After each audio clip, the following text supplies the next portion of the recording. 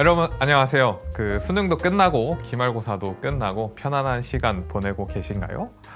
고등학교 3학년 학생들은 수능이 끝난 이후에는 수능 이후 교육과정을 편성해서 운영을 하게 됩니다. 작년까지는 이제 학교에 등교해서 다양한 강연도 듣고 체험 활동도 하고 외부 활동도 했었는데, 올해는 코로나 때문에 여러분의 등교가 어려워진 관계로 이렇게 수능 이후 교육과정마저 원격으로 진행을 하게 되었습니다. 여러분이 조금 불필요하게 느낄 수도 있지만, 그래도 이 시간을 통해서 여러분한테 좀 유용한 얘기를 드리고 싶은 마음에 직접 이렇게 영상을 제작하게 되었습니다. 여러분이 앞으로 졸업하고 살아가는 데 있어서 좀 알아두면 좋을 것 같은 얘기들을 좀 해드리려고 해요.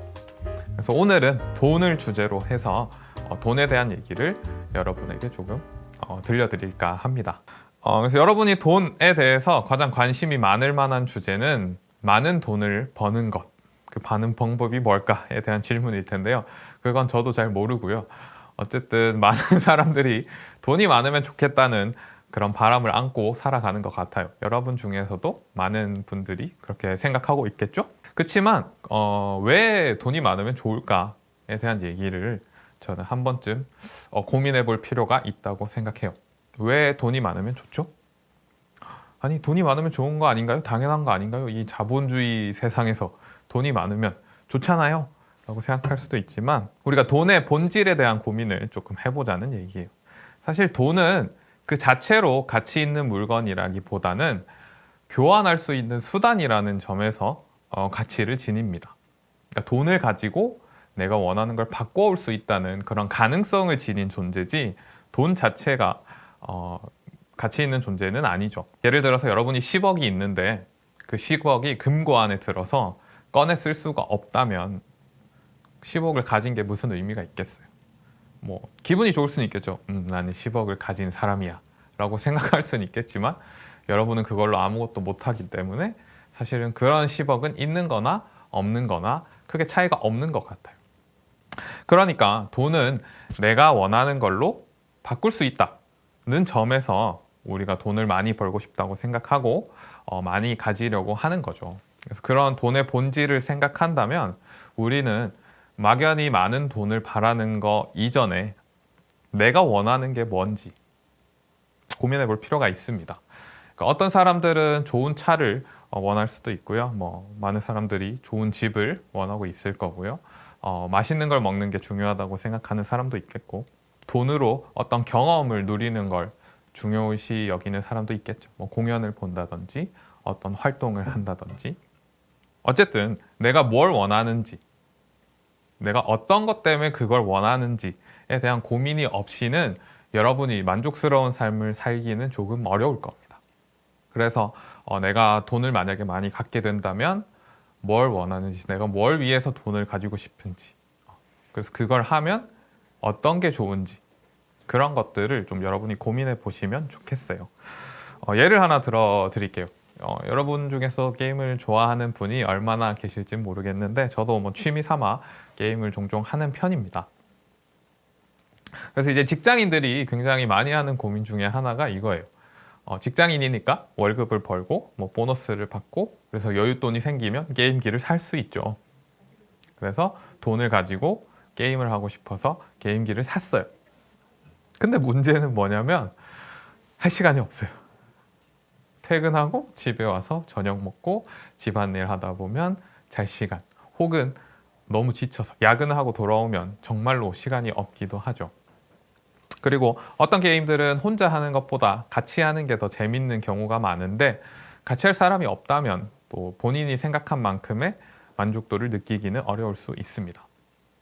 그러니까 이 사례로 하고 싶은 얘기가 뭐냐면, 돈이 많다고 해서 모든 문제가 해결되는 건 아니라는 뜻이에요. 여러분이 살아가다 보면 돈만 가지고 해결되는 문제가 그렇게 많지 않습니다. 내가 갑자기 집을 사야 되는데 돈이 부족해 라는 경우에는 돈이 있으면 그 문제가 해결이 되겠지만, 막연히 여러분이 많은 돈이 있으면 행복하게 잘 살지 않을까 생각할 수 있지만, 내가 뭘 원하는지, 어떤 가치를 추구하고 어떤 삶을 살고 싶은지에 대한 고민이 없다면 의외로 돈이 많다고 해서 잘 사는 건 아닐 수도 있어요. 그래서 그런 고민들을 좀 해보시면 좋겠다라는 게 저의 생각이고요. 이제 두 번째는 돈을 어떻게 벌까에 대한 고민을 좀 해보려고 합니다. 그래서 제가 밸런스 게임 준비를 하나 준비했는데요. 50%의 확률로 10억을 받을 수 있는 기회와 그냥 1억을 받을 수 있는 기회가 있다면 여러분은 어느 쪽을 선택하시겠나요? 저라면 저는 그냥 1억 받는 걸 선택할 것 같습니다. 근데 웃긴 건 수학적으로 생각해 봤을 때 50%의 확률로 10억을 받을 때의 기대값은 5억 원이고요. 그냥 1억을 받게 되면 기대값은 1억 원이죠.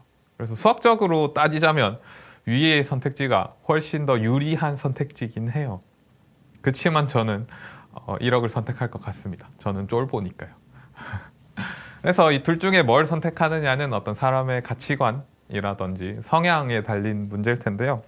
이 얘기를 드리는 이유는 큰 돈을 잘 벌기가 쉽지 않다는 거예요. 그 큰 돈 얘기를 하면 등장하는 굉장히 많은 얘기들 중에 하나가 그때 내가 강남에 뭐 땅을 샀어야 됐는데, 내가 그때 목동에 아파트를 샀어야 됐는데 라든지, 아니면 내가 뭐 그때 어떤 회사의 주식을 샀었으면 얼마를 벌었을 텐데, 뭐 그때 비트코인을 했어야 됐는데, 이런 후회들을 많이 듣곤 하시죠. 근데 이 후회들 속에 담긴 본질이 뭐냐면 미래를 알 수 없었다라는 게 문제가 되는 거죠. 당연히 그 동네가 집값이 오를 걸 알면 당연히 샀죠.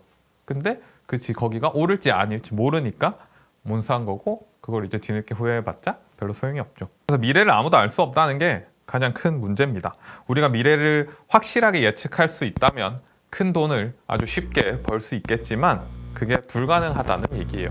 그러니까 큰 돈을 벌려면 어떤 좀 위험을 감수해야 되고, 그러니까 확실하게 큰 돈을 벌 수 있는 방법은 절대 없습니다. 그래서 그 사람들이 사기를 당하는 굉장히 많은 사례 중에 하나가, 이제 사기꾼들은 확실하게 큰 돈을 벌 수 있다면서 이제 설득하거나 유혹을 하러 오겠죠. 야, 이걸 투자하면 몇 억 벌 수 있대. 그치만 그게 잘 될지 아닐지 아무도 알 수 없는 거고, 그걸 그 사람이 책임져 주지도 않을 거고요. 100% 확실한 건 아무것도 없습니다. 그래서 그런 것들을 좀 유념하시고 산다면 사기를 좀 덜 당할 수 있지 않을까. 그 다음에 이제 성공한 사람들의 사례가 굉장히 많이 세상에 있어요. 뭐 강연도 있고 뭐 수많은 자기계발서도 있지만, 제가 생각했을 때는 성공할 사람들도 본인이 성공할 줄 모르고 그냥 한 겁니다. 그러니까 너무 성공한 사람들의 말을 얽매이지도 않았으면 좋겠습니다. 미래는 전부 다 공평하게 알 수 없는 거예요. 그래서 만약 여러분이 투자를 한다면 미래는 알 수 없는 거니까 감당할 수 있을 만큼만 하셔야 돼요. 그러니까 아까 그 밸런스 게임에서 위의 선택지, 그 50%의 확률로 10억을 받는 걸 선택할 수 있는 사람은 내가 그 10억을 못 받아도 괜찮다고 생각할 수 있는 사람만 그 선택지를 선택할 수 있겠죠. 돈 못 받는 게 싫은데 하는 사람들은 전부 그냥 안전하게 1억을 받는 걸 택할 테니까요. 그러니까 투자는 본인이 잃어도 괜찮다, 그 잃는다는 가능성을 늘 생각하고 하셔야 됩니다. 그렇지 않으면 큰 화를 당할 수 있다는 점을 얘기 드립니다. 큰 돈을 버는 건 쉽지 않고요. 뭐 우리가 어떻게 살아갈지도 고민을 해야 되는데, 그럼 우리는 어떻게 살아가야 될까 하는 고민을 좀 드실 것 같아요. 큰 돈을 벌기 쉽지 않구나. 그래서 제가 좀 책을 찾아보다가 괜찮은 사례가 있어서 하나 찾아왔는데요. 어떤 사람이, 뭐 할아버지가 갑자기 조용히 오더니 사실 내가 숨겨진 100억을 가지고 있어. 그래서 내가 이걸 너한테 물려주고 싶은데 조건이 하나 있다. 그래서 그 조건이 뭐냐면 100억에서 절대로 손실이 일어나면 안 되고, 그 다음에 이 100억의 가치가 그대로 유지될 수 있다면 내가 이 100억을 너한테 줄게 라고 했다고 생각해 봅시다. 그럼 난 이제 돈을 안 벌고 100억 가지고 나오는 수익으로 먹고 살 수 있지 않을까 하는 부푼 꿈의 방법을 막 찾아 나서겠죠. 근데 이제 투자 같은 걸 함부로 할 수 없는 게, 손실이 있어서는 안 된다는 조항 때문에 어떤 위험을 감수하기가 굉장히 어렵습니다. 뭐 투자를 했다가 망하면 안 되는 거고, 예를 들면 뭐 건물을 산다고 해도 요새 코로나 때문에 뭐 이렇게 장사가 잘 안 돼서 임대인이 월세를 잘 못 내면 안 되는 거잖아요. 그죠? 그래서 제일 안전한 방법은 은행에다가 돈을 예금하는 거죠. 그래서 결국 100억을 은행에 예금하기로 합니다. 그래서 이자를 제일 많이 주는 은행을 막 찾아보겠죠. 그래서 제가 찾아봤을 때 연이율 1.45%를 주는 은행이 있었어요. 그래서 거기다가 100억을 맡긴다고 합시다. 1년이 지나면 은행에서는 이자로 100억에 1.45%인 1억 4,500만 원을 이자로 줄 거예요. 그래서 1년에 1억 4,500이면 충분하지, 좋다 라고 생각하겠지만, 일단 뭘 해야 되냐면 세금을 떼야 됩니다. 여러분이 로또에 걸려도 세금을 떼듯이 이자에도 세금을 징수해 가요. 내가 받은 이자의 15.6%를 이자로 징수해 갑니다. 그래서 나한테 남은 돈이 1억 2,238만 원을 받게 될 거예요. 뭐 1억 2천이면 1년이면 충분하죠. 한 달에 1,000만 원? 너무 좋은데?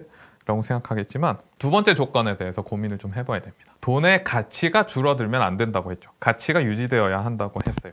그러니까 이게 좀 어려운 부분인데, 지금의 100억과 10년 뒤에 100억이 동등한 가치를 지닌다고 할 수 있을까요? 지금 10억 받을래? 10년 뒤에 10억 받을래? 라고 말하면 모두 지금 10억 받는 걸 택할 거예요. 그러니까 돈의 가치는 같은 금액이라도 시간에 따라서 가치가 바뀝니다. 그리고 대부분 시간이 지날수록 가치가 줄어들어요. 그래서 그게 이제 뭐 여러 이유가 있겠지만, 뭐 한 가지 이유는 물가가 상승하기 때문이겠죠. 같은 돈을 지녀도 10년 전에 내가 살 수 있는 것과 지금 살 수 있는 것에 차이가 있으니까요. 그래서 제가 물가 상승률을 찾아봤을 때 대충 해마다 물가 상승률이 좀 다르긴 하지만, 뭐 일반적으로 1% 상승한다고 생각하면 지금 100억은 1년 뒤에는 101억이 되어야 똑같은 가치를 지닌다는 거죠. 지금 100억이 나중에도 100억이면 가치가 줄어든 거라고 볼 수 있다는 얘기예요. 그래서 내가 받은 1억 2천 중에 1억은 그 100억의 가치를 지키는 데 써야 되고, 진짜로 내가 얻을 수 있는 순이익은 2,238만 원밖에 안 됩니다. 이걸 12로 나누면 한 달에 186만 5천 원 가지고 생활을 해야 된다는 거죠. 이게 우리가 로또에 걸리더라도 직장을 함부로 때려치면 안 되는 이유 중에 하나가 될 겁니다. 그리고 또 하나는 이걸 다르게 생각하면, 2020년 현재 최저시급은 시간당 8,590원이고요. 여러분이 주 5일 한 달에 8시간을 최저시급만 받고 근무한다고 해도 한 달에 179만 5천 원을 벌 수 있습니다. 아까 봤던 금액이랑 크게 차이가 안 나죠. 그러니까 다르게 생각하면 내가 최저시급을 받고 일해서 번 수익이 100억을 은행에 놓고 번 수익과 크게 다르지 않다. 그러니까 내가 일을 할 수 있다면 100억을 갖고 있는 사람과 크게 다를 게 없다. 어쨌든 여러분이 그 좀 꾸준하고 지속적인 수입이 잠깐의 큰 소득보다 좀 중요하다는, 소중하다는 생각을 좀 하셨으면 좋겠습니다. 안녕하세요. 제가 옷을 좀 갈아입고 왔습니다. 그래서 마지막으로 제가 드리고 싶은 얘기는 재테크에 대한 내용입니다. 요새 주식에 대한 얘기도 굉장히 많고 재테크가 흥하고 있는데, 사실은 어떤 리스크를 감수하는 것만이 좋은 재테크 방법은 아니에요. 그래서 그런 얘기를 좀 드려볼까 합니다. 여러분은 지금 부모님의 집에서 살고 있겠죠. 그렇지만 여러분이 독립을 생각하거나 자취를 꿈꾸는 사람이라면 집을 구해야 될 필요가 있을 거예요. 그래서 아주 돈이 많아서 집을 바로 살 수 있다면 아무 문제가 되지 않겠지만, 그렇지 않다면 우리는 집을 구할 때 보통 월세로 집을 구하게 됩니다. 서울에도 지역에 따라서 가격이 좀 다르기도 하고, 뭐 방의 조건에 따라서도 다르겠지만, 일반적으로 이제 6평짜리 괜찮은 원룸이라면 보증금 1,000만 원에 월세 40만 원 해서 1,000에 40의 조건으로 계약을 하게 돼요. 그래서 1년에 40만 원씩, 아니 한 달에 40만 원씩 1년을 내면 480만 원을 제가 월세로 지출하게 되는 거죠. 근데 이 월세 시장에는 그 암묵적인 룰 같은 게 하나 있는데요. 보증금을 1,000만 원 올리면 월세로 5만 원 깎아주는 그런 룰이 있습니다. 그래서 1,000에 40이었던 조건이 보증금을 1,000만 원 올려서 2,000만 원으로 만든다면 이제 월세가 40만 원에서 35만 원으로 줄어들게 되는 거죠. 그러면 1년에 내가 내는 월세가 420만 원으로 줄어들게 되는 거고요. 다르게 생각하면 내가 이 1,000만 원을 가지고 보증금을 늘린다면 60만 원의 이득을 만들 수 있다는 얘기죠. 연 6%의 수익입니다. 좋죠? 그래서 예금하는 것만큼 안전한 방법이면서도 굉장히 효과가 좋은 방법이라고 할 수 있어요. 그리고 이 2,000에 35였던 조건을 아까 적용했던 룰을 계속 적용한다고 생각해 봅시다. 월세를 5만 원 깎으면서 보증금을 1,000만 원씩 늘려가면 2,000에 30이었던 조건이 9,000만 원이 될 거예요. 월세 없이 9천만 원이 될 거고요. 이 전세라는 제도는 우리나라에만 있는 제도입니다. 그러니까 월세는 제가 그 집을 빌려서 사는 대가로 달마다 이제 일정 돈을 내는 거잖아요. 사용료를 내는 건데 전세는 아주 큰 돈을 내고 집을 빌려서 사는 거예요. 살다가 계약 기간이 끝나면 나오면서 내가 냈던 돈을 그대로 받는 겁니다. 어떻게 보면 굉장히 이득 같지만 사실은 내가 냈던 돈도 시간이 지나면서 가치가 조금 줄어든다는 걸 앞의 내용에서 생각할 수 있죠. 그래서 아주 비용이 없는 것은 아니지만 어쨌든 월세로 나가는 돈을 좀 줄일 수 있는 방법이 되죠. 문제는 내가 지금 2천만 원밖에 없는데 전세를 어떻게 들어갑니까? 하는 부분이에요. 그래서 이런 걸 위해서 나라에서는 전세 대출이라는 제도를 운영하고 있습니다.